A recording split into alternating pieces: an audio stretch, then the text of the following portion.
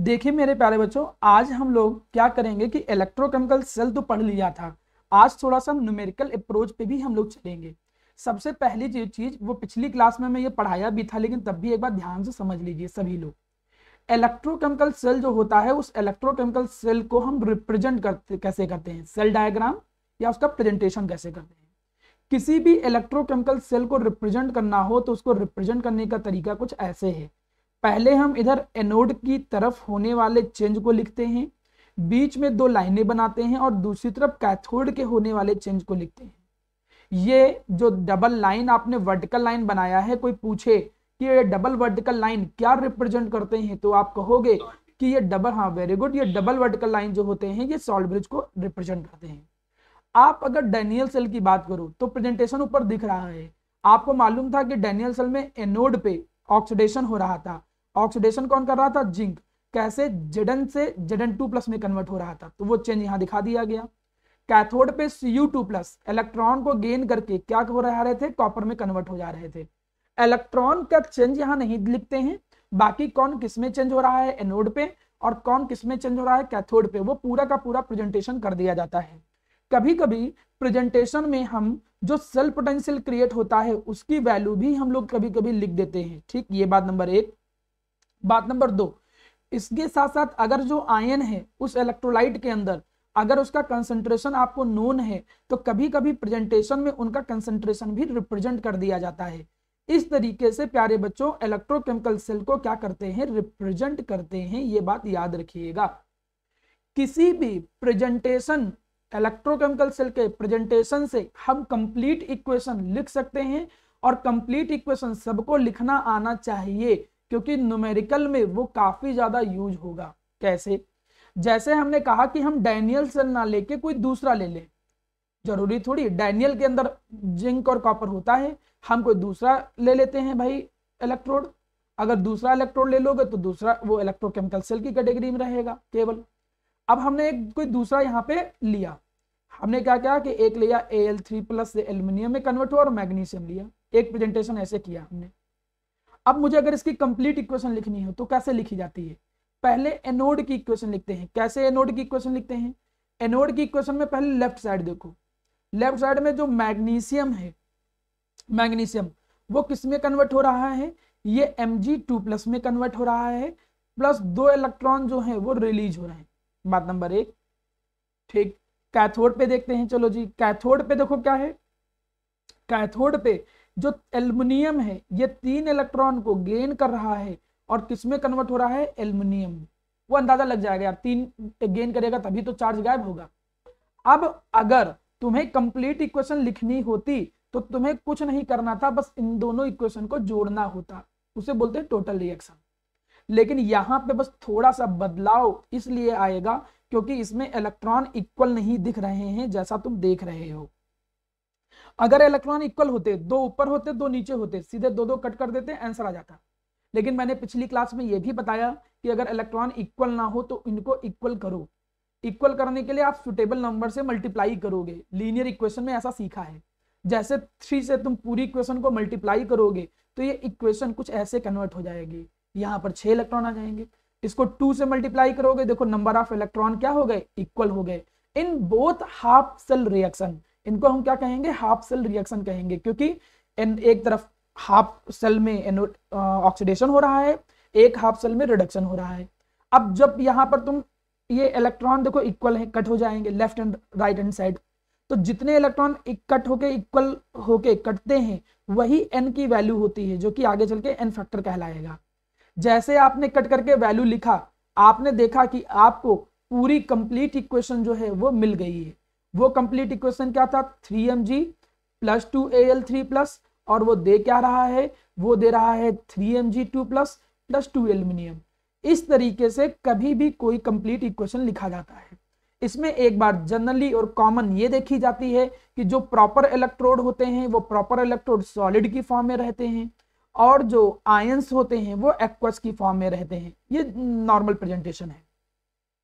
आप लोगों को अंदाजा लगा कि मैं किसी भी इलेक्ट्रोकेमिकल सेल को रिप्रेजेंट कैसे करूंगा। पहले एनोड, 2 वर्टिकल लाइनें, फिर कैथोड। एनोड पे ऑक्सीडेशन वाला चेंज, कैथोड पे रिडक्शन वाला चेंज। इस तरीके से चीजें प्रॉपर रिप्रेजेंट की जाती हैं। यहां तक की बातें आप लोगों ने पढ़ा था।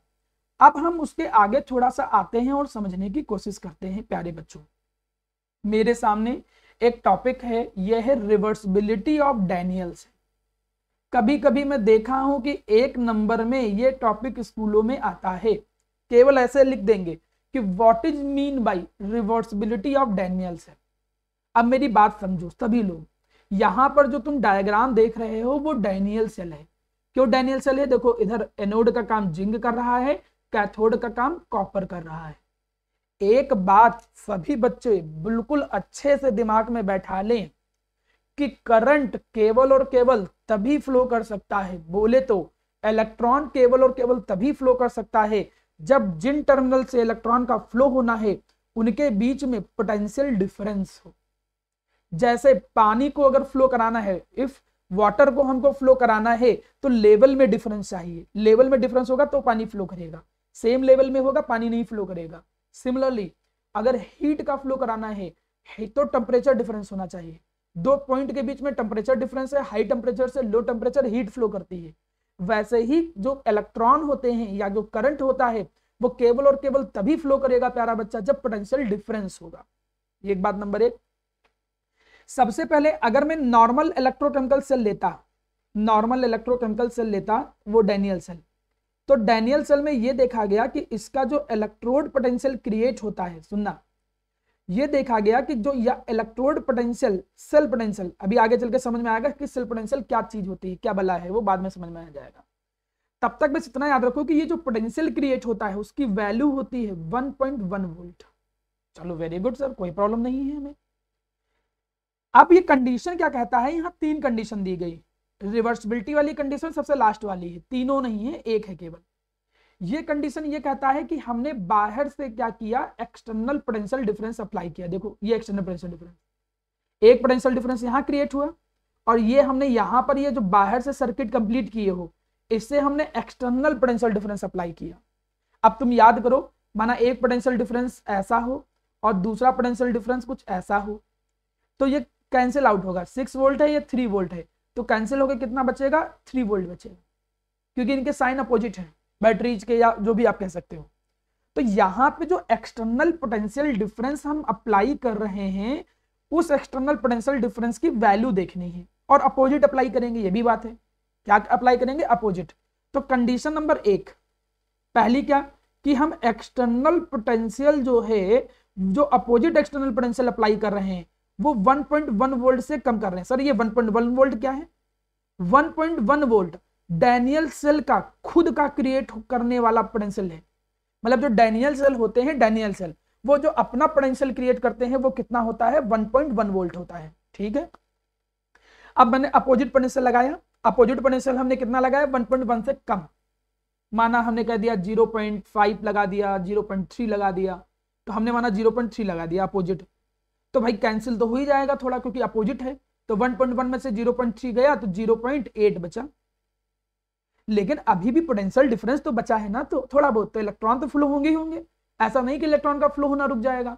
हाँ, पोटेंशियल डिफरेंस कम हो गया है तो फ्लो ऑफ इलेक्ट्रॉन स्लो कह सकते हो कि करंट उतनी तेजी से नहीं फ्लो करेगी, लेकिन फ्लो करेगी। तो मतलब अगर हम एक्सटर्नल पोटेंशियल डिफरेंस की वैल्यू 1.1 से कम रखें तो सब कुछ नॉर्मल रहेगा। मतलब कि अभी भी जो इलेक्ट्रॉन होंगे अभी भी वो फ्लो करेंगे, किधर से किधर, एनोड टू कैथोड, और जो करंट होगी वो करंट फ्लो करेगी कहां, कैथोड टू एनोड। मतलब आपका जो सेल होगा वो क्या कर रहा होगा, वर्किंग में रहेगा, सेल अभी भी वर्किंग में रहेगा। ये है कंडीशन नंबर एक। कंडीशन नंबर दो, कंडीशन नंबर दो है कि एक्सटर्नल पोटेंशियल डिफरेंस की वैल्यू अगर हम कितनी कर दें, एक्सटर्नल पोटेंशियल डिफरेंस की वैल्यू जो हम बाहर से अप्लाई कर रहे हैं वो 1.1 वोल्ट के इक्वल कर दें। किसके इक्वल, जितना बैटरी का था, जैसे बैटरी है, इस बैटरी का जितना पोटेंशियल था उसका अपोजिट ही उतना कर दें, तो पोटेंशियल डिफरेंस की वैल्यू कितनी बचेगी, 0। भाई इधर इधर वाले की भी वैल्यू 1.1 वोल्ट है, जो अपोजिट का है वो भी 1.1 वोल्ट है, तो जो रिजल्टेंट निकालोगे, रिजल्टेंट कितना निकलेगा, 1.1 माइनस 1.1, 0 वोल्ट। यार अब तो पोटेंशियल डिफरेंस की वैल्यू खत्म। अब जब पोटेंशियल डिफरेंस की वैल्यू खत्म हो जाएगी तो इलेक्ट्रॉन का जो फ्लो हो जाएगा वो स्टॉप हो जाएगा, no electron will flow. Current का जो फ्लो होगा स्टॉप हो जाएगा, करंट नहीं फ्लो करेगी। सेल जो हो जाएगा वो डेड हो जाएगा या नॉट वर्किंग, वो जो होगा वो वर्क नहीं करेगा। देखिए हम 3 कंडीशन बता रहे हैं, कोई जरूरी नहीं कि वो अंदर से पूछ ले क्वेश्चन। ऐसे कहे कि अगर हम डैनियल सेल में एक्सटर्नल पोटेंशियल अपोजिट 1.1 वोल्ट के इक्वल रखते हैं अपोजिट, तो क्या होगा? तो आप कहोगे सेल विल नॉट वर्क, क्योंकि जो टोटल पोटेंशियल डिफरेंस है वो 0 हो जाएगा, तो सेल जो होगा वो काम नहीं करेगा। तीसरी एंड लास्ट कंडीशन जो कि मेन है, तीसरी एंड लास्ट कंडीशन ये कहता है, यही मेन है, वो ये कहता है कि अगर हम एक्सटर्नल पोटेंशियल डिफरेंस जो है उसकी वैल्यू जो अपोजिट थी वो 1.1 वोल्ट से ज्यादा कर दे, जितना सेल है उससे ज्यादा पोटेंशियल दे दे और वो भी अपोजिट, तब तो कहानी पलट गई। इस समय क्या हो जाएगा? Cell will reverse. ऐसी कंडीशन में जो सेल होगा वो रिवर्स हो जाएगा, क्योंकि पोटेंशियल डिफरेंस तुमने बदल दिया। भाई अगर हमने कहा कि ऐसे समझो, हमने कहा इधर हाई टेम्परेचर था इधर लो था, तो high to low heat flow हो रही थी। हमने इधर हाई कर दिया इधर लो कर दिया, अब हीट इधर से इधर फ्लो करने लगेगी। यही काम यहां हुआ है। नियम यह कहता है कि अगर एक्सटर्नल पोटेंशियल डिफरेंस की वैल्यू हम 1.1 वोल्ट से ज्यादा कर दें तो ऐसी कंडीशन में जो सेल होता है वो रिवर्स हो जाएगा, सेल विल बी रिवर्स। मतलब इलेक्ट्रॉन का जो फ्लो होगा अब कहां से कहां होगा? Cathode to anode. और जो करंट का फ्लो होगा अब वो भी पलट जाएगा, अब वो एनोड टू कैथोड होगा। डायरेक्शन ऐसे भी पूछ सकता है वो आपसे, 1 नंबर में क्वेश्चन देगा, कहेगा बताओ जरा कि क्या होगा if we apply opposite potential difference greater than 1.1 volt into the Daniell cell, then what will be the direction of flow of electron. तो कैथोड टू एनोड और करंट की एनोड टू कैथोड, मतलब सेल जो हो जाएगा वो reverse हो जाएगा। And this condition is known as reversibility of the cell. अगर कभी रिवर्सिबिलिटी ऑफ सेल पूछे तो आप कहोगे कि रिवर्सिबिलिटी ऑफ सेल तब होता है जब ये कंडीशन देते हैं, और इस कंडीशन में सेल जो होता है वो रिवर्स हो जाता है, और इसी कंडीशन को क्या कहते हो? Reversibility of Daniell cell. उम्मीद करता हूं बहुत छोटा सा सिंपल सा टास्क है, कोई कठिन नहीं है। रिवर्सिबिलिटी ऑफ सेल का मतलब जो अपोजिट पोटेंशियल डिफरेंस है उस अपोजिट पोटेंशियल डिफरेंस की वैल्यू 1.1 वोल्ट से ज्यादा करोगे तो सेल रिवर्स हो जाएगा, करंट और इलेक्ट्रॉन दोनों के फ्लो की डायरेक्शन चेंज हो जाएगी। इस कंडीशन को तुम एक नाम देते हो रिवर्सिबिलिटी ऑफ द सेल। चलिए किसी को कोई डाउट है पूछ सकता है, अदरवाइज मैं आगे बढ़ रहा हूं, ध्यान दीजिए। अब यहां पर एक अच्छा नया टॉपिक आया है, इस कंडीशन को समझिएगा। इसको कहते हैं इलेक्ट्रोड पोटेंशियल। कई किताबों में इलेक्ट्रोड पोटेंशियल की डिफिनेशन ऐसी लिखी हुई है जो हमने लिखा है। क्या लिखा है? It may be defined as tendency of an element या electrode, tendency of an element या फिर इलेक्ट्रोड टू लूज और गेन इलेक्ट्रॉन। कोई इलेक्ट्रोड कितना आसानी से तरीके से इलेक्ट्रॉन को लूज या गेन करता है, इसी टेंडेंसी को इलेक्ट्रोड पोटेंशियल बोलते हैं। ये बुक में डिफिनेशन लिखा है, लेकिन पर्सनली मुझको ये डिफिनेशन उतनी पसंद नहीं है। हम बच्चों को दूसरी डिफिनेशन बताते हैं, वो थोड़ा रिलेटेबल भी है प्लस थोड़ा समझने में आसान भी है। ऐसे समझो, हमने कहा कि जब तुमने डैनियल सेल लिया था, सभी लोग ध्यान दीजिए, तो डैनियल सेल में इलेक्ट्रोड हम लोग लिए थे। कोई बताएगा कि डैनियल सेल में कौन सा इलेक्ट्रोड लिए थे? लेफ्ट साइड बिल्कुल सही, बिल्कुल सही बच्चों। आपने अगर इसको हाँ आपने इसको अगर देखा होगा तो आपने देखा होगा कि लेफ्ट साइड में हम एनोड लिए थे और जो कि जिंक था।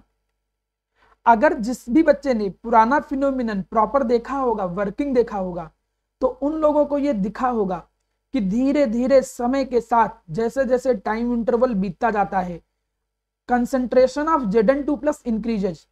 सॉल्यूशन के अंदर Zn2+ का कंसंट्रेशन बढ़ता जा रहा था। हाँ, सॉल्ट ब्रिज न्यूट्रलाइज करता है, that is another part, but around the electrode, surrounding of the electrode, Zn2+ concentration is there, Zn2+ ions are present।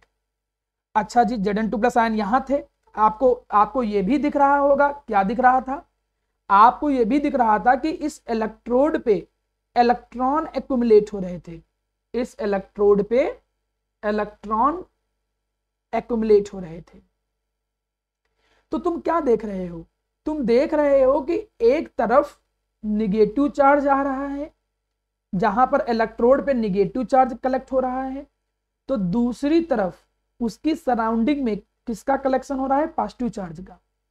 तो जब दो अपोजिट चार्ज यहां आएंगे तो ऑब्वियस सी चीज है कि इनके बीच में क्या क्रिएट होगा? पोटेंशियल डिफरेंस जरूर क्रिएट होगा। और वही जो पोटेंशियल डिफरेंस है, मैं उसी को एक नाम दूंगा इलेक्ट्रोड पोटेंशियल। जिस भी इलेक्ट्रोड और उसके आयन, मैं उसी के आयन क्यों बोल रहा हूं? क्योंकि जिंक था तो जिंक के आयन, कॉपर था तो सराउंडिंग में कॉपर के आयन दिखेंगे। तो आप डिफिनेशन बदल सकते हो। आप डिफिनेशन ऐसे भी कह सकते हो, electrode potential can be defined as the potential difference. ये आसान भी है, डिफिनेशन समझ में भी आती है। Electrode potential can be defined as the potential difference between the electrode, जो भी इलेक्ट्रोड है वो, and its ions in the solution, its ions in the solution. मतलब जो भी पोटेंशियल डिफरेंस है किसी भी इलेक्ट्रोड का और उसके जो आयंस हैं सॉल्यूशन के अंदर, उसी पोटेंशियल डिफरेंस को, यहां जो पोटेंशियल डिफरेंस क्रिएट होगा उसी को बोलोगे इलेक्ट्रोड पोटेंशियल। बात खत्म। मतलब पोटेंशियल डिफरेंस किसके बीच का? इलेक्ट्रोड, जो भी इलेक्ट्रोड था, जो इलेक्ट्रोड था वो, और जो उसके सराउंडिंग में आयंस हैं, इनके बीच में जो पोटेंशियल डिफरेंस क्रिएट होगा उस पोटेंशियल डिफरेंस को तुम क्या नाम दोगे? Electrode potential difference. इलेक्ट्रोड और उसके आयन के बीच में पोटेंशियल डिफरेंस। ये हुई बात है इलेक्ट्रोड पोटेंशियल की। अब समझो सर इलेक्ट्रोड कौन सा लें, एनोड या कैथोड? उस बेसिस पे इसके दो डिवीजन हो जाएंगे। अगर वो इलेक्ट्रोड एनोड है तो हम उसे कहेंगे क्या? अगर वो एनोड है इलेक्ट्रोड, तो एनोड पे हो क्या रहा था? ऑक्सीडेशन। वहां जो पोटेंशियल डिफरेंस क्रिएट होगा उसको पढ़ेंगे ऑक्सीडेशन पोटेंशियल। ये भी समझो। और अगर वो इलेक्ट्रोड है कैथोड और उसके सराउंडिंग में जो आयन थे उनके बीच में जो पोटेंशियल डिफरेंस क्रिएट होगा, तो उस पोटेंशियल डिफरेंस को हम क्या कहेंगे? Reduction potential. मतलब ये जो इलेक्ट्रोड पोटेंशियल है वो अब से हम लोग दो तरीके से पढ़ेंगे। एक को पढ़ेंगे ऑक्सीडेशन पोटेंशियल, दूसरे को पढ़ेंगे रिडक्शन पोटेंशियल। ऑक्सीडेशन पोटेंशियल क्या चीज है? ऑक्सीडेशन पोटेंशियल का मतलब, ऑक्सीडेशन पोटेंशियल का मतलब हो गया कि इलेक्ट्रोड जहां पे ऑक्सीडेशन हो रहा था वो और उसके आयन के बीच में जो पोटेंशियल डिफरेंस है। और रिडक्शन पोटेंशियल डिफरेंस का मतलब जो कैथोड है और जो उसके आयन है उनके बीच में पोटेंशियल डिफरेंस। इनका प्रेजेंटेशन भी समझो प्यारा प्यारा बच्चा। ऑक्सीडेशन पोटेंशियल को मेरे प्यारे बच्चों हम ऐसे अब शॉर्टकट से रिप्रेजेंट किया करेंगे कुछ इस तरीके से। ई ऑक्सीडेशन, डी के ऊपर एन, ऐसे रिप्रेजेंट करेंगे। अब से मैं रिडक्शन पोटेंशियल को ऐसे लिखा करूंगा, आर ई रेड। तो जहां भी ई रेड लिखूं तो समझ जाना रिडक्शन पोटेंशियल की बात कर रहे हैं सर। जहां मैं ई ऑक्सीडेशन लिखूं समझ जाना कि सर ऑक्सीडेशन पोटेंशियल की बात कर रहे हैं। अब कुछ बातें समझो, नई नई चीजें। एक बात नंबर एक, क्या बात नंबर एक? कि जो ऑक्सीडेशन पोटेंशियल है और रिडक्शन पोटेंशियल है दोनों इक्वल होते हैं मैग्नीट्यूड में, बट अपोजिट साइन। सर इस बात का क्या मतलब है? मतलब अगर तुम्हारे सामने कोई सेल है और उस सेल में इस इलेक्ट्रोड की मैं बात करूं, इसका अगर तुम्हें ऑक्सीडेशन पोटेंशियल पता है, हमने कहा कि इसका ऑक्सीडेशन पोटेंशियल कितना है? 0.5 वोल्ट। एक एग्जांपल के तौर पे कि यहां पे ऑक्सीडेशन पोटेंशियल कितना है? 0.5 वोल्ट। तो नियम ये कहता है कि अगर यहां पर ये एलिमेंट रिडक्शन का काम करता या यहां पर रिडक्शन होता तो उसी के रिडक्शन पोटेंशियल की वैल्यू भी हम लिख सकते थे और वो उसी के अपोजिट साइन के इक्वल हो। बस इतना है। सेम ही एलिमेंट का, अलग दूसरा अलग नहीं बात कर रहा हूं। अगर एल्युमिनियम है, एल्युमिनियम का ऑक्सीडेशन पोटेंशियल है 5 वोल्ट, तो इसका रिडक्शन पोटेंशियल कितना होगा? -5 वोल्ट। किसी इलेक्ट्रोड का अगर ऑक्सीडेशन पोटेंशियल है -3 वोल्ट, तो उसका ऑक्सीडेशन पोटेंशियल +3 वोल्ट होगा। मतलब ऑक्सीडेशन पोटेंशियल रिडक्शन पोटेंशियल के इक्वल मैग्नीट्यूड और अपोजिट साइन के साथ होता है। ये चीज याद रखिएगा सर। हाँ सर लेकिन Zn2 प्लस का कंसंट्रेशन तो लेकिन बढ़ रहा है, लेकिन फिर ज्यादा ना वो तो देखिए मैं किसी भी इंस्टेंट पे, अब जैसे तुमने कहा कि किसी भी इंस्टेंट पे उसका जो ऑक्सीडेशन पोटेंशियल होगा, अब बढ़ रहा है कम हो रहा है वो तो दैट इज अनदर पार्ट ना, वो तो बाद में हम सीखेंगे। धीरे धीरे Zn2 प्लस बढ़ रहा है तो रिडक्शन पोटेंशियल भी बढ़ेगा। लेकिन किसी भी एट अ टाइम, किसी भी टाइम हमने मेजर किया कि उसका रिडक्शन पोटेंशियल कितना है 3.2 वोल्ट, तो उस समय उसका ऑक्सीडेशन पोटेंशियल कितना होगा माइनस का 3.2 वोल्ट। हम बस एक प्रेजेंटेशन है कि किसी का मैं ऑक्सीडेशन पोटेंशियल लिख सकता हूं तो मैं उसी को रिडक्शन पोटेंशियल में भी रिप्रेजेंट कर सकता हूं, बस वो साइन का एक अपोजिट माना जाया करेगा। धीरे धीरे चीजें और क्लियर होंगी, थोड़ा न्यूमेरिकल करो उससे चीजें और अप्रोच क्लियर होने लगेगी। ये तो था इलेक्ट्रोड पोटेंशियल। अब एक नई चीज आई है, इसे हम लोग बोलते हैं SHE। क्या बोलते हैं? सी का मतलब वह। अब समस्या ये है कि हमको समझना है इसको, ठीक है, लेकिन पहले हम समझते हैं कि भाई इसकी जरूरत क्या पड़ी। एक बात मेरी बहुत अच्छे से सभी बच्चे समझ लेंगे जो समझाने जा रहा हूं, कि वो बात ये है कि तुम सेल पोटेंशियल तो निकाल सकते हो। अगर ये इलेक्ट्रोड पोटेंशियल है और मैं यहीं पे कहूं कि सेल पोटेंशियल, फिर क्या हुआ? What is mean by cell potential? ये तो है इलेक्ट्रोड पोटेंशियल और मैं कहूं क्या मतलब है सेल पोटेंशियल या EMF। देखिए फिजिक्स के लैंग्वेज में EMF and cell potential both are the different things.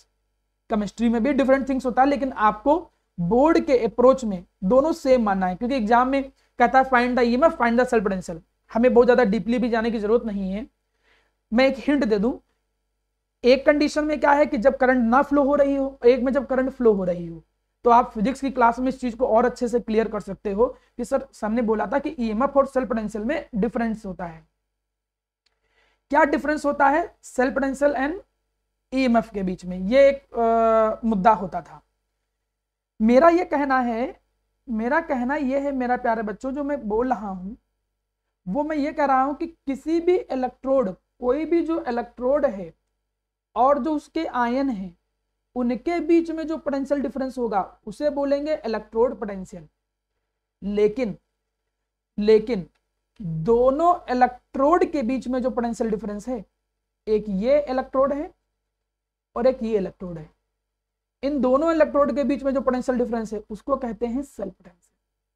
फिर समझो, इलेक्ट्रोड और आयन के बीच में जो पोटेंशियल डिफरेंस है यहां पे, वो है इलेक्ट्रोड पोटेंशियल। इलेक्ट्रोड और आयन के बीच में जो पोटेंशियल डिफरेंस है वो क्या है? Electrode potential. लेकिन दो इलेक्ट्रोड के बीच में जो पोटेंशियल डिफरेंस है ये वाला, उसे कहते हैं सेल पोटेंशियल। तो सेल पोटेंशियल कोई पूछे तो क्या कहेंगे? हम कहेंगे cell potential can be defined as the potential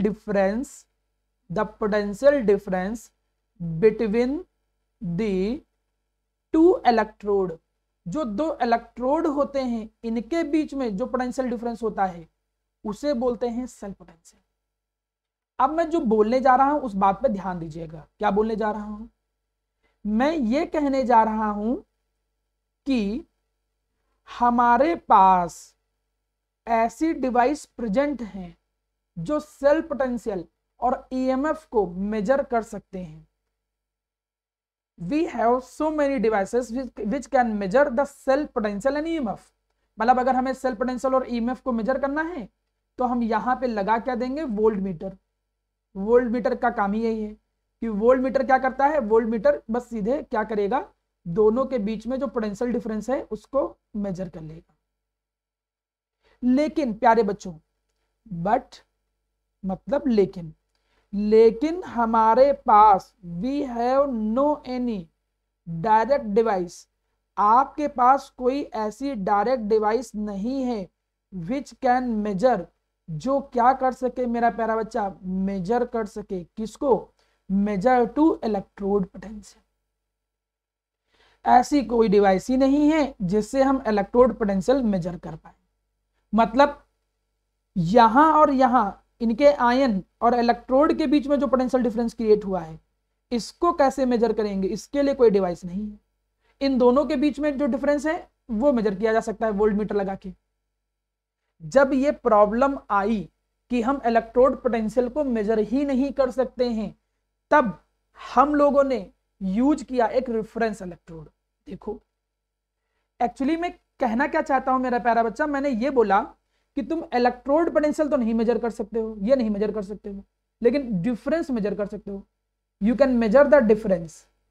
तो जब डिफरेंस मेजर कर सकते हो तो क्यों ना कुछ ऐसा किया जाए कि इधर कोई हम रेफरेंस इलेक्ट्रोड लगा दें। रेफरेंस इलेक्ट्रोड का मतलब जिसकी वैल्यू तुम्हें पता हो। अब इसकी वैल्यू तो तुम्हें पता है, डिफरेंस तुम मेजर कर सकते हो, तो ये वैल्यू भी नोन कर लोगे, सीधी चीज है, बिल्कुल पता चल जाएगी भाई। रेफरेंस इलेक्ट्रोड नाम ही है रेफरेंस, जिसकी वैल्यू पता हो, और डिफरेंस निकाल सकते हो, तो डिफरेंस में रेफरेंस वाली की वैल्यू रखोगे तो उधर वाली वैल्यू आ जाएगी। ये बिल्कुल वैसे है जब हम नॉर्मल मेजरिंग बैलेंस करते हैं। मेजरिंग बैलेंस में क्या है, एक तरफ हम किलो रखते हैं, 2 किलो, 3 किलो, 5 किलो, एक रेफरेंस ही तो क्रिएट कर रहे हैं। इधर हमने एक रेफरेंस लिया भाई, इधर 5 किलो रेफरेंस है, उसके रिस्पेक्ट में दूसरी चीज को मेजर कर रहे हैं। बिल्कुल वैसे ही यहां पर भी है। तुम अगर इलेक्ट्रोड पोटेंशियल को निकालना चाहते हो तो तुम्हें उसके बगल में रखना पड़ेगा क्या, रेफरेंस इलेक्ट्रोड। रेफरेंस इलेक्ट्रोड तुम्हें उसके बगल में रखना पड़ेगा, वही रेफरेंस इलेक्ट्रोड है SHE। मतलब तुमसे अब कोई पूछे कि भैया बेटा मुन्ना SHE क्या होता है, क्लास में कोई पूछे, स्कूल में कोई पूछे, तो तुम सीधे सीधे कह सकते हो आसान भाषा में कि सर SHE जो होता है ये एक रेफरेंस इलेक्ट्रोड होता है। ये एक रेफरेंस इलेक्ट्रोड होता है जिससे हम इलेक्ट्रोड पोटेंशियल की वैल्यू को फाइंड कर सकते हैं, जिससे हम इलेक्ट्रोड पोटेंशियल की वैल्यू को फाइंड कर सकते हैं, सीधा सा चीज। क्योंकि इलेक्ट्रोड पोटेंशियल को फाइंड करने का कोई डायरेक्ट तरीका था नहीं। अब जब डायरेक्ट तरीका था नहीं तो हमको रेफरेंस इलेक्ट्रोड यूज करना पड़ेगा, और यहां पे रेफरेंस इलेक्ट्रोड का काम कौन करता है, SHE। हम SHE से इलेक्ट्रोड पोटेंशियल जो होगा वो निकाल ले जाएंगे। चलिए आगे बढ़ते हैं।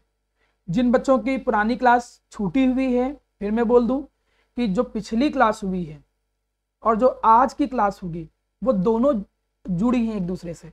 पिछली नहीं करोगे तो आज की नहीं समझ में आएगी, लेकिन जो कल लेक्चर होगा वो बिल्कुल अलग होगा, वो सबको समझ में आएगा। तो जैसे है, अगर आज आपको कुछ बिल्कुल नए बच्चे कोई बैठा हो जिसको आज की क्लास नहीं समझ में आ रही, तो कल की क्लास समझ में आएगी। 2 लेक्चर में पुराने प्रोवाइड कर दूंगा, ठीक। चलिए ध्यान दीजिए, मैं ये कह रहा हूं कि SHE जो होता है ये एक रेफरेंस इलेक्ट्रोड है जिसको साइंटिस्ट ने बनाया रेफरेंस के तौर पे, जिससे हम क्या कर सकते हैं, हाफ सेल पोटेंशियल या इलेक्ट्रोड पोटेंशियल को मेजर कर सकते हैं।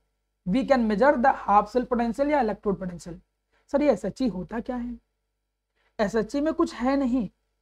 SHE में बस एक देखो ग्लास ट्यूब है उल्टी, और उस ग्लास ट्यूब के अंदर एक प्लेटिनम का वायर डाल दिया गया है, और ऊपर से एक प्लेटिनम की फॉइल डाल दी गई। ये प्लेटिनम की फॉइल डाल दी गई।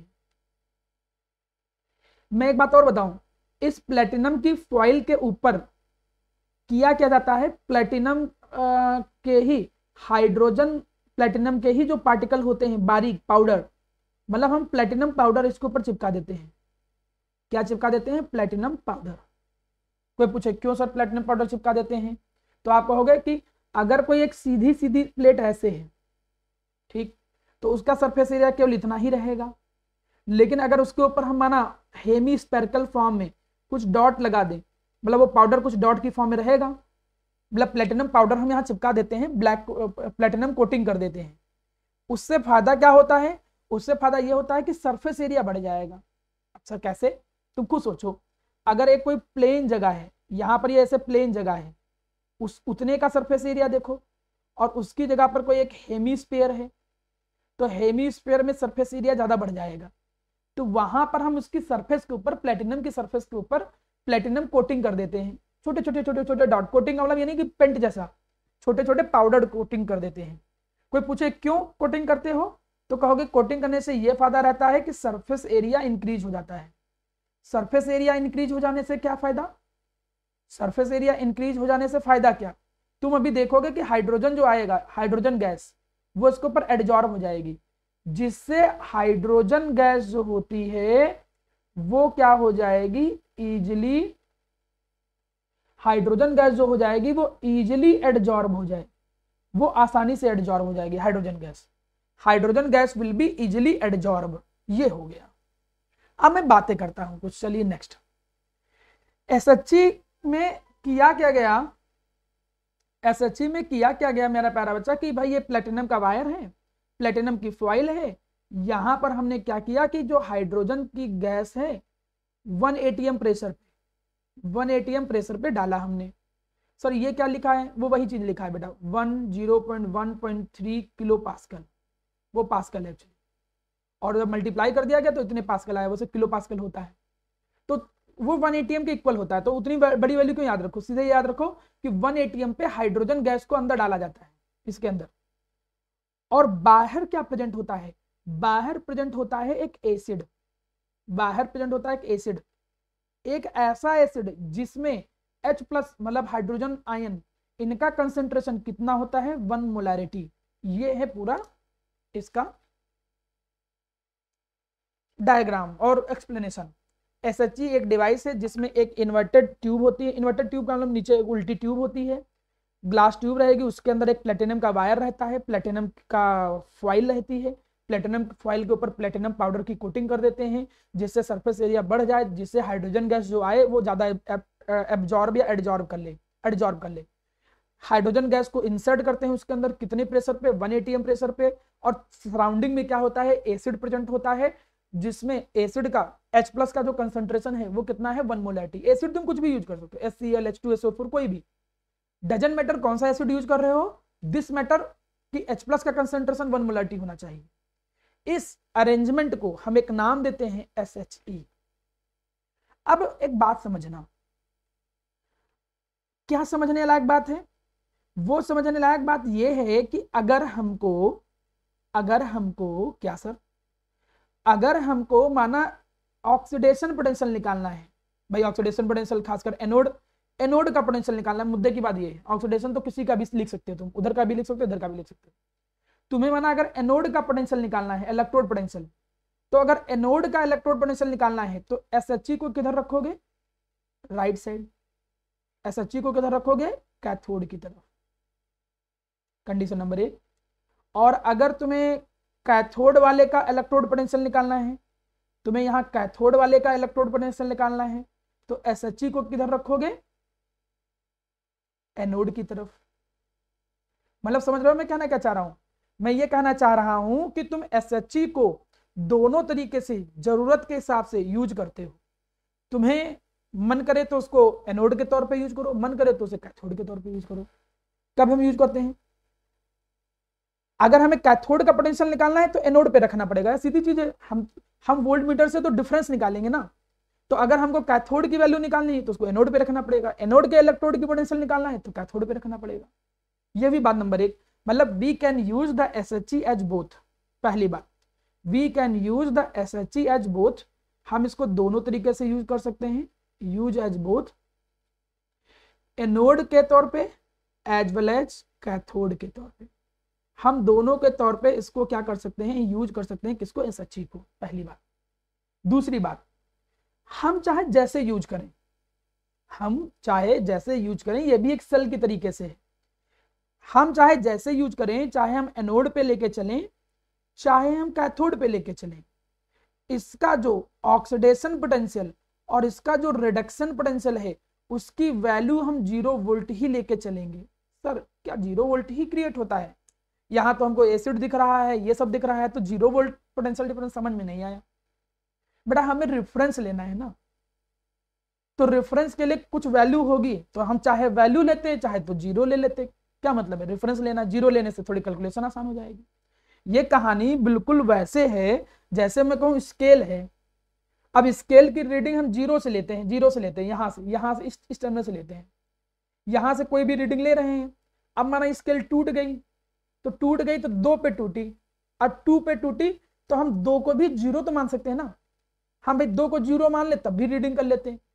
पहले 6 सेंटीमीटर 0 से 6 पे आता, अब 6 सेंटीमीटर 8 पे आएगा, मतलब हम रेफरेंस के तौर पे चाहे जितनी वैल्यू मान ले तो उसका इलेक्ट्रोड पोटेंशियल अपना कुछ क्रिएट होता होगा, लेकिन केमिस्ट्री में, इलेक्ट्रोकेमिस्ट्री में SHE की जो पोटेंशियल डिफरेंस की वैल्यू है वो आपको 0 वोल्ट ही लेके चलनी पड़ेगी, ये याद रखिएगा, चाहे तुम उसको एनोड पे यूज करो चाहे उसको कैथोड पे यूज करो, ये वैल्यू याद कर लेना, बात नंबर 1। बात नंबर नेक्स्ट बात मैं ये कहना चाहता हूं बच्चों, इसकी इक्वेशन तुम्हें पता होनी चाहिए, ये बहुत अच्छी और जरूरत वाली चीज बताने जा रहा हूं। अगर वो एनोड के तौर पे यूज होता है, कौन, SHE, तो एनोड पे ऑक्सीडेशन होता है। तो ये SHE के अंदर ऑक्सीडेशन कैसे होगा? SHE के अंदर ऑक्सीडेशन कुछ ऐसे होगा कि ये जो H2 है ये कन्वर्ट होगा 2H+ में और 2 इलेक्ट्रॉन रिलीज करेगा। मतलब एनोड पे ऑक्सीडेशन होगा और ऑक्सीडेशन कुछ ऐसे किया करेगा। मैं इक्वेशन लिखूंगा, मैं कहूंगा SHE की इक्वेशन लिखो, ये एनोड का यूज हो रहा है, एनोड पे कैसे इक्वेशन लिखी जाएगी, तो आप ऐसे लिखोगे, ऑक्सीडेशन का मतलब लॉस ऑफ इलेक्ट्रॉन, और SHE में जो एनोड होगा वो H2 2H+ + 2 इलेक्ट्रॉन में टूटेगा। कैथोड की इक्वेशन, कैथोड पे रिडक्शन होता है, तो कैथोड में जो H+ के आयन है, ये आयन, ये जो H+ के आयन है ये इलेक्ट्रॉन को गेन कर रहे हैं और H2 बना दे रहे हैं, ये रिडक्शन कर रहा होगा। तो तुमको SHE के एनोड की इक्वेशन पता होनी चाहिए, कैथोड की इक्वेशन पता होनी चाहिए, क्योंकि हमने पहले ही बोला है यार SHE को तुम चाहे एनोड पे यूज करो चाहे कैथोड पे यूज करो, पोटेंशियल डिफरेंस 0 रखेंगे। एनोड यूज पे यूज करेंगे तो ऑक्सीडेशन कर होगा वहां पे, और ऑक्सीडेशन में वो इक्वेशन यूज हो रही होगी। कैथोड पे यूज करेंगे तो वहां रिडक्शन हो रहा होगा, और रिडक्शन में नीचे वाली इक्वेशन यूज हो रही होगी। तो SHE की इतनी जानकारी आपको पता होनी चाहिए। मैं फिर से कंक्लूड करता हूं क्या क्या बातें।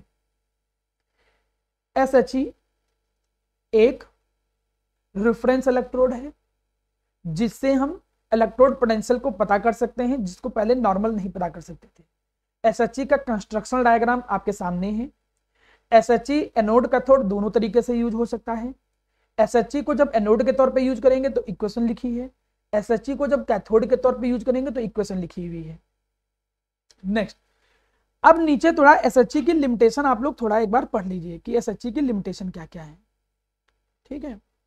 अब अगर SHE की लिमिटेशन आप पढ़ते हो तो कुछ बेसिक लिमिटेशन है, वैसे पूछता नहीं है लेकिन तब भी पता कर लो कि ये बड़ा कठिन होता है कि 1 atm प्रेशर को मेंटेन रखना। बोलते दिए कि हाइड्रोजन को 1 atm पे ही डालो, लेकिन इतना मेंटेन करना थोड़ा कम या ज्यादा तो हो ही जाता है। ये भी बड़ा कठिन है कि H+ का कंसंट्रेशन 1 मोलरिटी बनाना, क्योंकि हाइड्रोजन भी डिसोसिएट हो रहा है और वो कंबाइन भी हो रहा है, तो 1 मोलरिटी हर समय मेंटेन रहे H+ का कंसंट्रेशन, ये भी बड़ा कठिन है, ये भी लिमिटेशन है। प्लेटिनम जो इसका पार्ट है इलेक्ट्रोड का, प्लेटिनम वैसे तो इनर्ट होता है, रिएक्ट नहीं करता है, लेकिन वो बड़ी जल्दी पॉइजन हो जाता है। जो इसके अंदर स्मॉल कुछ ट्रेसेस ऑफ इंप्योरिटी प्रेजेंट है, मतलब प्लेटिनम के अंदर थोड़ी बहुत जो इंप्योरिटी प्रेजेंट होती है उस डिवाइस के अंदर, उसके कारण वो कोरोडेड हो जाता है। कोरोडेड वर्ड बोलना अच्छा नहीं है, लेकिन वो थोड़ा सा कह सकते हो पॉइजनिंग हो जाता है, या वो प्रॉपर काम नहीं करता है, उसकी क्वालिटी अच्छी नहीं रह पाती। तो कुछ SHE की बड़ी लिमिटेशन है, हम बहुत प्रॉब्लम सफर करते हैं SHE की यूज करने में। तो ये इतनी बातें आपको पता होनी चाहिए थी, सब कुछ क्लियर होना चाहिए था। जो जो बातें हमने आपको पढ़ाई और समझाई एक बार देखो। सेल प्रेजेंटेशन समझा दिया, एनोड 2 लाइनें जिसको हम लिखेंगे क्या, सॉल्ट ब्रिज कैथोड। रिवर्सिबिलिटी, जब एक्सटर्नल पोटेंशियल की वैल्यू 1.1 वोल्ट से ज्यादा कर दो अपोजिट वाले का, तो सेल जो होता है वो काम करना बंद कर देता, काम करना बंद नहीं, रिवर्स हो जाता है, करंट और इलेक्ट्रॉन की डायरेक्शन बदल जाती है। इलेक्ट्रोड पोटेंशियल, इलेक्ट्रोड और उसके आयन के बीच में जो पोटेंशियल डिफरेंस है, 2 तरीके के, ऑक्सीडेशन पोटेंशियल और रिडक्शन पोटेंशियल। एनोड अगर ऑक्सीडेशन हो रहा है इलेक्ट्रोड पे तो ऑक्सीडेशन पोटेंशियल, अगर रिडक्शन हो रहा है इलेक्ट्रोड पे तो रिडक्शन पोटेंशियल। दोनों इलेक्ट्रोड के बीच में जो पोटेंशियल डिफरेंस है वो सेल पोटेंशियल है। SHE एक रेफरेंस इलेक्ट्रोड होता है जिससे हम इलेक्ट्रोड पोटेंशियल को मेजर करते हैं, ठीक। अब यहां पर एक वैल्यू दी है determination of zinc and copper में, ये भी वापस आऊंगा इस जगह पे, ठीक है। ये तब भी समझ में आएगा जब आगे का फॉर्मूला समझ लोगे। अब थोड़ी बात समझ प्यारा बेटा, फिर न्यूमेरिकल पे आते हैं सीधे। बात क्या समझने लायक है कि जो स्टैंडर्ड इलेक्ट्रोड पोटेंशियल है SHE, समझो, जो स्टैंडर्ड इलेक्ट्रोड पोटेंशियल है कौन, SHE, वो क्या होता है, एक केवल इलेक्ट्रोड पोटेंशियल होता है और एक स्टैंडर्ड होता है। याद करो ऐसा ही होता था थर्मोडायनेमिक्स में, एक होता था इंथैल्पी ऑफ फॉर्मेशन, एक होता था standard enthalpy of formation. Enthalpy of neutralisation, standard enthalpy of neutralisation, एक स्टैंडर्ड आता था, वहां पे वही आता था 298 केल्विन 1 atm प्रेशर पे जब मेजर किया जाए। यहां पे भी कुछ कंडीशन दी गई, कहा गया कि इलेक्ट्रोड पोटेंशियल को मैं स्टैंडर्ड तब कहूंगा जब दोनों इलेक्ट्रोलाइट में कंसंट्रेशन कितना हो आयन का, 1 मोलरिटी, टेम्परेचर कितना हो 298 केल्विन, प्रेशर कितना हो 1 बार।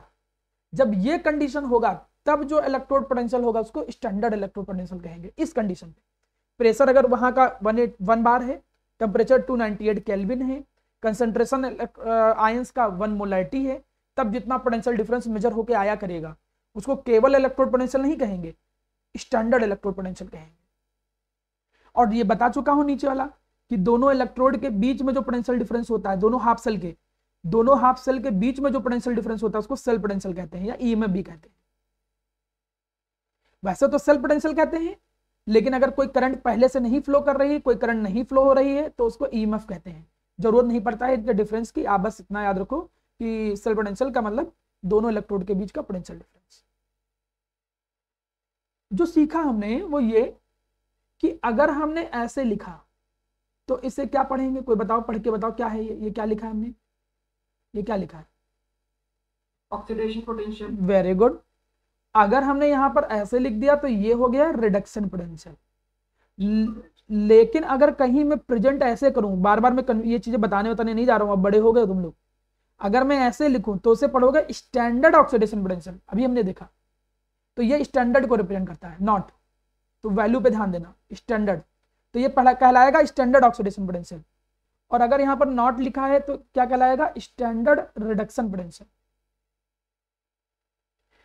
केवल अगर ई सेल की मैं बात करूं तो ये है सेल पोटेंशियल, और अगर मैं ई नॉट सेल की बात करूं तो ये है स्टैंडर्ड सेल पोटेंशियल। ये क्या है? स्टैंडर्ड सेल पोटेंशियल है। ये क्या है? सेल पोटेंशियल है। बाकी बच्चों में डिवाइस आ रही है? ठीक है, तो बेटा मेरे साइड से नेटवर्क इशू नहीं है, एक बार आप लोगों को मैं लेक्चर दोबारा दे दूंगा, आप देख लीजिएगा दोबारा, ठीक है? क्योंकि किसी एक को भी मेरी वॉइस प्रॉपर आ रही है इसका मतलब सही है, मेरे साइड से कोई प्रॉब्लम नहीं। अब हमने कहा मेरा प्यारा बच्चा कि अगर हम ई ऑक्सीडेशन लिख रहे हैं तो ऑक्सीडेशन पोटेंशियल, ई रिडक्शन लिख रहे हैं रिडक्शन पोटेंशियल, ई नॉट लिख रहे हैं तो standard oxidation potential, E not लिख रहे हैं तो स्टैंडर्ड रिडक्शन पोटेंशियल। ये सेल पोटेंशियल है, ये स्टैंडर्ड सेल पोटेंशियल है। तो प्रेजेंटेशन पता होनी चाहिए। फिर से मैं चलो पूछता हूं किसी से, ये इसको क्या पढ़ेंगे, इसको क्या पढ़ेंगे? ये E not cell, standard cell potential या ईएमएफ? अच्छा इसको क्या पढ़ेंगे? ये जो ये हमने यहाँ मेंशन किया ये, ठीक है। तो अगर आप लोगों को प्रेजेंटेशन पता रहेंगे ना तभी तो आप न्यूमेरिकल कर पाओगे। पता चला पूछ रहा है स्टैंडर्ड रिडक्शन पोटेंशियल, निकाल रहे हो तुम रिडक्शन पोटेंशियल, पूछ रहा है सेल पोटेंशियल, निकाल रहे हो स्टैंडर्ड सेल पोटेंशियल। तो सबके बीच में डिफरेंस प्रेजेंटेशन में पता होना चाहिए। मैं कई किताबों में, कई बुकों में, इवन कुछ कॉम्पिटिटिव जो पढ़ाते हैं उनकी किताबों में देखता हूँ कि अंतर ही नहीं लिखते हैं, इसको एक ही बराबर लिखते हैं, नॉट ही नहीं लगाते। गलत चीज है ये, तो ये चीज आपको पता होनी चाहिए। आगे चलते हैं, हम नॉनेस्ट इक्वेशन तो बाद में यूज करेंगे, Nernst equation will be used after some time. मैं एक फॉर्मूला लिखना चाहूंगा, बुक में किताबों में 1000 फॉर्मूले लिखे मिलते हैं, 1000 नहीं तो वैसे ही कह दिया तो वो बोलने के लिए 2-3-4 फॉर्मूले लिखने मिलते हैं, लेकिन आप लोग केवल और केवल एक फॉर्मूला याद करोगे बिना कोई कंफ्यूजन के। वो ये फॉर्मूला याद रखोगे कि अगर तुम्हें निकालना हो स्टैंडर्ड सेल पोटेंशियल, पहले ये सीखो, अगर तुम्हें निकालना है स्टैंडर्ड सेल पोटेंशियल तो उसका एक ही फॉर्मूला तुम लिखोगे, क्या? ई नॉट रिडक्शन ऑफ कैथोड, मतलब जो कैथोड वाला इलेक्ट्रोड है उसके रिडक्शन पोटेंशियल की वैल्यू, उसमें से क्या घटा दोगे? ई नॉट रेड ऑफ एनोड। बस, और कोई मतलब ही नहीं। किताबों में कहीं ऑक्सीडेशन की वैल्यू से, रिडक्शन की वैल्यू से पता नहीं क्या क्या लिखे हुए हैं, बस तुम्हें यही लिखना। सर एनोड पे तो ऑक्सीडेशन होता है, वहां रिडक्शन क्यों लिखा हुआ है? सर एनोड पे तो ऑक्सीडेशन होता है, बता, सुनो, अब एनोड पे ऑक्सीडेशन लिखा है तो रिडक्शन क्यों लिखा है? क्योंकि बेटा किसी का अगर ऑक्सीडेशन पोटेंशियल होगा तो क्या तुम रिडक्शन पोटेंशियल नहीं निकाल सकते? माइनस साइन करके लिखते हो खाली। तो मैं कैसे अप्लाई करोगे वो भी सिखाऊंगा, आप उसके लिए बिल्कुल निश्चिंत रहो, वो मेरा टास्क है। आप केवल और केवल ये फॉर्मूला याद रखोगे कि अगर तुमसे कोई पूछने को कहे कि how we will find standard cell potential, पहले ये पता करना सीखो, फिर उसी की मदद से तुम और कुछ पता कर पाओगे। ठीक, कोई पूछे कि स्टैंडर्ड सेल पोटेंशियल कैसे निकालेंगे, तो स्टैंडर्ड सेल पोटेंशियल का मतलब होता है स्टैंडर्ड रिडक्शन पोटेंशियल जो होता है कैथोड का, में से स्टैंडर्ड रिडक्शन पोटेंशियल जो होता है एनोड का, उसको घटा दोगे। अब ये क्या है, कैसे करेंगे, अप्लाई कैसे करेंगे, चलिए उन पे आते हैं, हम लोग थोड़ा सा सीखते हैं फिर बढ़ते हैं। ननश तो बड़े बात की बात है। जैसे मैं एक क्वेश्चन लिखता हूं, क्वेश्चन में लिखो, एग्जाम में क्वेश्चन कैसे आता है इसका, ऐसे लिखेगा, क्या कहेगा, if for the chemical reaction, if for the chemical reaction, ठीक, zinc into Zn2 plus divided by Cu2 plus into Cu. Find the value of standard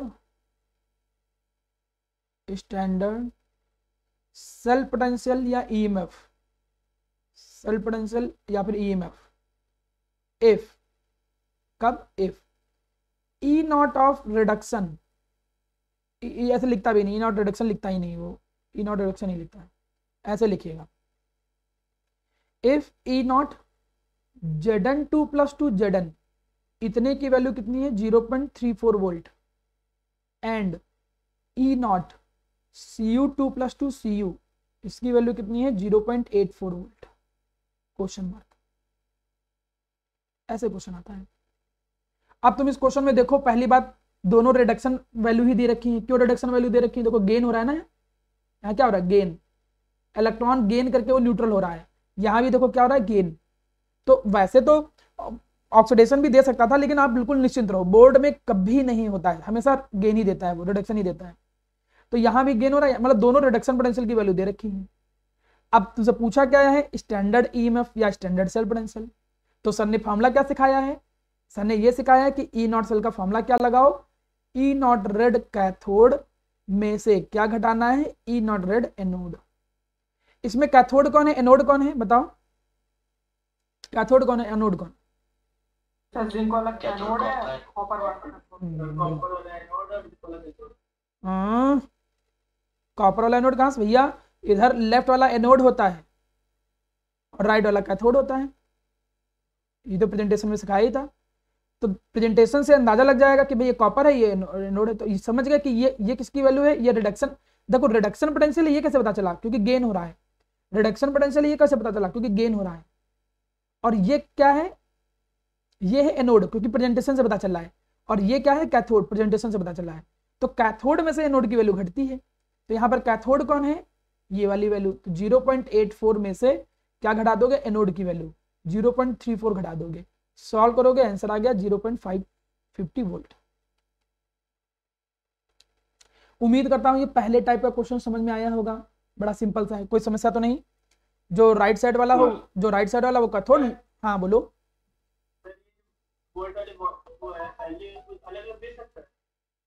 value तो अलग अलग होगा तभी तो डिफरेंस निकलेगा। यूनिट हमेशा वोल्ट में होती है, कोई यूनिट डिफरेंस नहीं देता कि वहां वोल्ट दे दे यहाँ कुछ और दे दे, ऐसा कोई डिफरेंस नहीं कि हमें सेम कन्वर्ट करके निकालना है, नो बिल्कुल नहीं। इलेक्ट्रोकेमिस्ट्री के न्यूमेरिकल में दोनों वोल्ट में ही देता है, कोई बिना कंफ्यूज ही मत रहो। इसमें हम दूसरा बदलाव कर रहे हैं कि और क्या बदलाव आ सकता है कि सर इतना ही आसान क्वेश्चन कैसे आएगा। देखो पहली बात तो जब ये छोटा वर्जन सीखोगे तो बड़े वर्जन पे आओगे, जिसको नॉनेस्ट बोलते हैं, लेकिन पहले छोटा फॉर्मेट पता होना चाहिए। इसमें दूसरी चीज क्या गलत हो सकती थी, वो ये कि अगर यार वो प्रेजेंटेशन ही ना दिया होता, अगर प्रेजेंटेशन ना दिया होता तो हम जानते कैसे कौन एनोड है कौन कैथोड है। अब क्वेश्चन देते हैं, जैसे मैं से कहता for an electrochemical cell, for an electrochemical cell, एक क्वेश्चन मैं ऐसे बना दूं, for an electrochemical cell if the value of E naught Mg2 plus 2 Mg is 0.70 volt and E naught of Al3 plus into Al equal to 0.20 volt. Find the value of standard EMF. चलो अब ऐसा question दे दिया। अब ये question हमने देखा तो आपको लगा कि यार स्टैंडर्ड ईएमएफ पूछ रहा है, तो मतलब समझ गए कि क्वेश्चन में पूछ क्या रहा है, ई नॉट सेल पूछ रहा है, क्योंकि ये हम लोगों को सिखा रखे हैं कि स्टैंडर्ड ईएमएफ या स्टैंडर्ड सेल पोटेंशियल एक ही चीज होती है। लेकिन प्रॉब्लम ये है कि ये भी रिडक्शन पोटेंशियल है, ये भी रिडक्शन पोटेंशियल है, लेकिन दोनों में से कौन कैथोड है कौन एनोड है ये नहीं पता है। तो एक हिंट में दे दूं, ये याद रखना हमेशा, ये याद रखना हमेशा कि ई नॉट रेड जिसका हायर वैल्यू हो, जिसकी वैल्यू ज्यादा हो, वो हमेशा कैथोड होता है, भूलिएगा नहीं, हमेशा वो हमेशा कैथोड होता है। और ई नॉट रेड जिसका कम होता है वो हमेशा क्या होता है, एनोड होता है। अब जब ये चीज क्लियर हो गई तो आंसर आ गया आपके सामने। ई नॉट सेल का फॉर्मूला क्या होता है, ई नॉट सेल का फॉर्मूला होता है ई नॉट रेड कैथोड माइनस क्या होता है, ई नॉट रेड एनोड। अब इनमें से वैल्यू घटाओ, वैल्यू घटाया तो ज्यादा वैल्यू किसकी है, इसकी, कम वैल्यू इसकी है। हाँ तो 0.70 माइनस 0.20 घटा दिया तो कितना आया, 0.50 वोल्ट। ये देखो टाइप नंबर 2 क्वेश्चन, ठीक है। उसमें बदलाव क्या किया हमने, प्रेजेंटेशन नहीं दिया। प्रेजेंटेशन नहीं दिया तो पता क्या रखना पड़ेगा कि जिसका ई नॉट रेड ज्यादा हो वो कैथोड, जिसका ई नॉट रेड कम हो वो एनोड। आगे बढ़ते हैं टाइप नंबर 3। टाइप नंबर 3 के क्वेश्चन में तुम ऐसे समझो, टाइप नंबर 3 के क्वेश्चन में कुछ ऐसे समझो, वो स्टैंडर्ड ईएमएफ नहीं पूछता है, ये क्वेश्चन थोड़ा बदल देता है। जैसे मैं क्वेश्चन ऐसे बदलूं, मैं कहूं for an electrochemical cell, for an ये तुम लोगों को करना है, ध्यान दीजिएगा। फॉर एन इलेक्ट्रोकेमिकल सेल, मैं अपने अकॉर्डिंग बना रहा हूं ये क्वेश्चन, देखता हूं कितने ज्यादा तुमने अडॉप्ट किया चीजें। For an electrochemical cell if the value of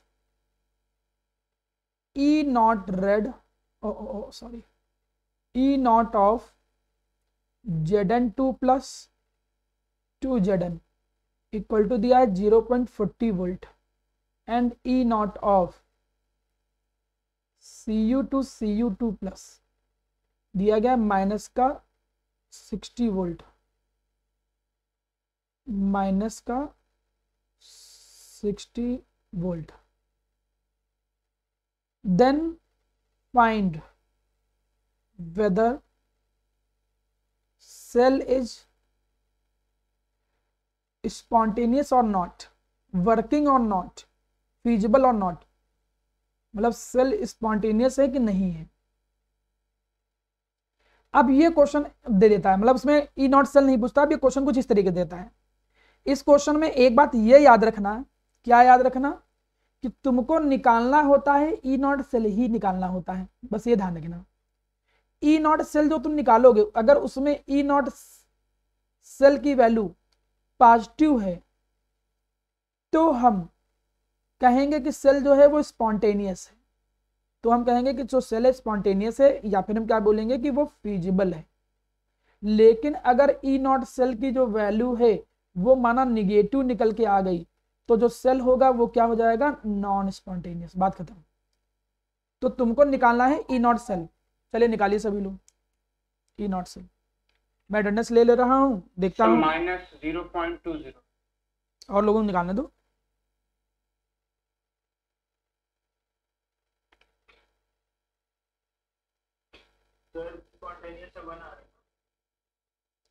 अब तुम्हें निकालना है, निकालने दो, मैं 2 मिनट टाइम दे रहा हूँ, फिर देखता हूँ किसका क्या सही है। ऐसा मैं बस ये चेक कर रहा हूँ कि कौन से बच्चे बीच में एग्जिट कर। हाँ -60, सर -0.20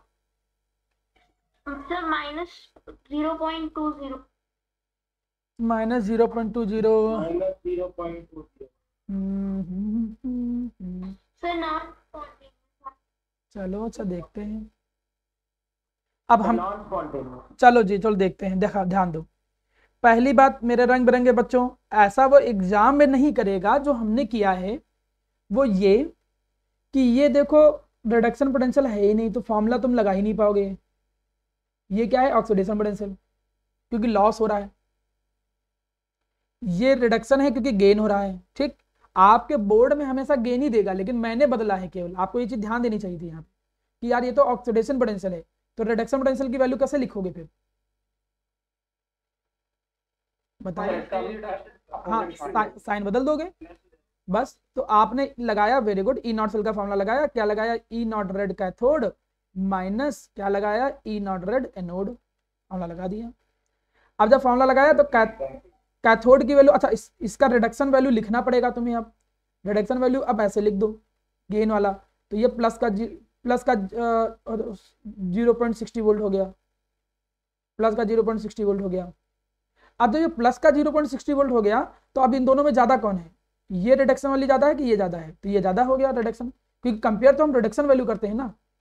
तो ये जब ये ज्यादा हो गया तो 0.60 में से 0.40 घटाया, आंसर आया प्लस का 0.20 वोल्ट। मतलब अगर ई नॉट सेल प्लस आ रहा है तो इसका मतलब सेल स्पॉन्टेनियस है, मतलब ये क्या हो जाएगा, स्पॉन्टेनियस, मतलब जो सेल है वो क्या है, फ्यूजिबल है। वही क्वेश्चन अलग अलग तरीके से पूछता है। देखो सेम क्वेश्चन, मैंने अभी कोई हायर लेवल की चीजें नहीं सिखाई, अभी तो मैं बस खाली ई नॉट सेल ये फॉर्मूला यूज करना सिखा रहा हूं, खाली ये वाला फॉर्मूला बस। आप कभी कंफ्यूज मत होना, आपके स्कूल में भले टीचर दूसरा फॉर्मूला बताए, क्योंकि ऑक्सीडेशन रिडक्शन, रिडक्शन ऑक्सीडेशन अलग अलग फॉर्मूले बनते हैं, लेकिन हम हर क्वेश्चन इसी फॉर्मूले से करेंगे, क्योंकि जितने फॉर्मूले तुम एक्स्ट्रा याद रखोगे उतना कंफ्यूजन क्रिएट होगा। जब एक ही फॉर्मूले सब हो सकता है तो हम क्यों कंफ्यूज हो प्लस माइनस साइन को लेके। तो देखो 3 टाइप हमने आपको सिखाए। अब ये वाला क्वेश्चन बताओ जल्दी से, चलो ये वाला क्वेश्चन कर लीजिएगा सभी लोग। पहला क्वेश्चन, कौन यहां पर है बताओ, एनोड कौन है कैथोड कौन है, पहले ये बताओ। अच्छा या एनोड कौन है कैथोड कौन है,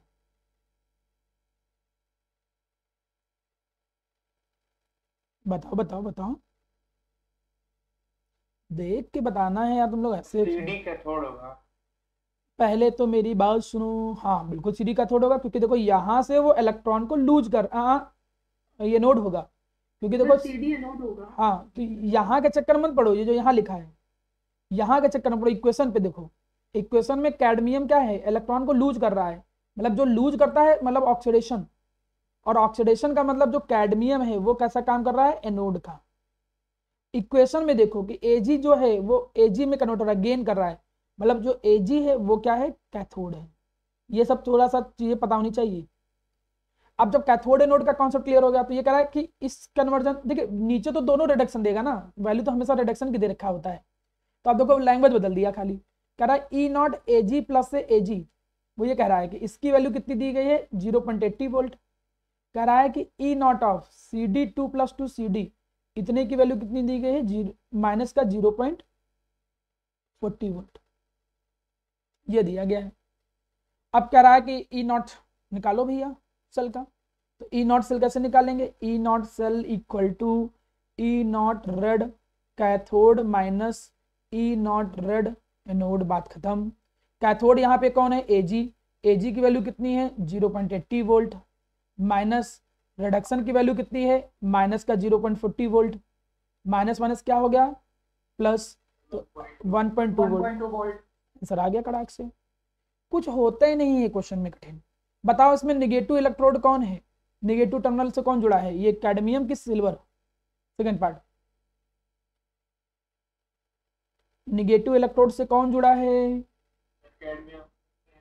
कैडमियम, बिल्कुल सही, क्योंकि आपको पता है कि एनोड जो होता है वही निगेटिव जुड़ता है इलेक्ट्रोकेमिकल में। याद करो वो शब्द सिखाया था लोन, लोन का मतलब जो एनोड होते हैं वही निगेटिव टर्मिनल जुड़ते हैं, तो यहाँ आंसर क्या जाएगा, कैडमियम। तो आज एक छोटे टाइप वाले क्वेश्चन, छोटे टाइप वाले क्वेश्चन का मतलब ई नॉट सेल निकालना, स्टैंडर्ड ईएमएफ निकालना, स्टैंडर्ड, देखिए एक होता है जिसमें तुम्हें निकालना होगा सेल पोटेंशियल, स्टैंडर्ड नहीं लिखा होगा, उसको हम पता करेंगे इससे, इसको बोलते हैं नॉन इक्वेशन। लेकिन स्टैंडर्ड वाली जो वैल्यू होती है, जो देखो मैंने 2 टाइप के क्वेश्चन कराए हैं, आप अपनी बुक में जाके एक बार देख सकते हो इस तरीके के क्वेश्चन। अगर ये छोटे वाले क्वेश्चन आपको समझ में आ जाएंगे तो बाकी चीजें भी समझ में आएंगी, बिल्कुल कठिन नहीं होती है। चलिए मैं बाकी चीजों पे भी थोड़ी समझा ही देता हूं, ध्यान दो, अभी मेरे पास टाइम है, आराम समझ में आ जाएगा। अब ये नॉन इक्वेशन किस लिए यूज होती है, चलो जी ये समझते हैं कि भाई नॉन इक्वेशन काहे के लिए यूज होती है, किस लिए यूज होता है, क्या रीजन है। याद रखना न्यूमेरिकल में अगर किसी ने पूछा स्टैंडर्ड वैल्यू निकालो ई नॉट सेल, तो आपको पता है कि ई नॉट सेल का फॉर्मूला हमारे सामने लिखा है, सर ने बता रखा है, ई नॉट रेड कैथोड माइनस क्या करो, ई नॉट रेड एनोड, बात खत्म। लेकिन अगर न्यूमेरिकल में स्टैंडर्ड के अलावा किसी अदर कंडीशन पे पूछे तब नॉन नेगेटिव इक्वेशन यूज होता है। मतलब इक्वेशन में माना वो पूछे ई नॉट ऑफ इलेक्ट्रोड निकालो, ऐसे कह दे ई नॉट ऑफ इलेक्ट्रोड निकालो, या वो कहे कि E not of the cell निकालो, तब तो तुम ये फॉर्मूला यूज करोगे, यही फॉर्मूला यूज करोगे। लेकिन अगर वो केवल ई सेल निकालने को कहता है, ऐसी कंडीशन में तुम क्या करोगे, नॉन नेगेटिव इक्वेशन यूज करोगे। नेक्स्ट क्लास जो हमारी होगी वो केवल और केवल नॉन नेगेटिव इक्वेशन के एप्लीकेशन और उसका यूज कैसे करते हैं केवल उसी पे होगा। आप पूरा लेक्चर पढ़ के ईमानदारी से तैयार करके आइए, ठीक है। सभी लोग मेहनत करिए। हाँ बोलिए, एक मिनट।